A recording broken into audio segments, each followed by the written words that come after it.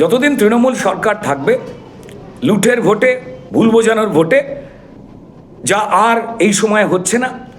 কারণ যে কোনো সাধারণ মানুষ, এমনকি মুসলমান সমাজের একটা বড় অংশ, তারাও বুঝতে পেরে গেছেন যে তাদের দুধেল গাই বলে অপমান করে শুধুমাত্র ভোট বাক্সে ব্যবহার করা হয়েছে।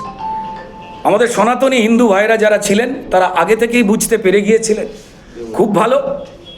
এবং যেভাবে পুকুর ভরাট করা হচ্ছে, ইট, বালি, চুন, সুরকি, সিমেন্ট, আসলে ভরাট করা হচ্ছে পশ্চিমবঙ্গের ভবিষ্যৎ। ভরাট করা হচ্ছে আমাদের প্রাকৃতিক যে নিয়মগুলো, যেগুলোতে জেল হতে পারে। তো স্বয়ং বিধায়িকা যেখানে জড়িয়ে, যেখানে আমাদের রাজ্যের হাজার হাজার ছেলেমেয়ের ভবিষ্যৎ যিনি চুরি করলেন, পার্থ চট্টোপাধ্যায়, চুরি করে জেল খাটলেন, এখন অসুস্থতার কারণ দেখিয়ে যিনি জামিনে মুক্ত। মমতা বন্দ্যোপাধ্যায়ের টান এই চোর জোচ্চোরের ওপরেই, না হলে পার্থ চট্টোপাধ্যায়ের মতো বিধায়ককে তুলে নিয়ে এসে তিনি বিধানসভা স্ট্যান্ডিং কমিটিতে আবার পুট করেন, আবার নিয়োগ করেন। 2021-এ মমতা বন্দ্যোপাধ্যায় স্লোগান দিয়েছিলেন, বাংলা নিজের মেয়েকে চায়।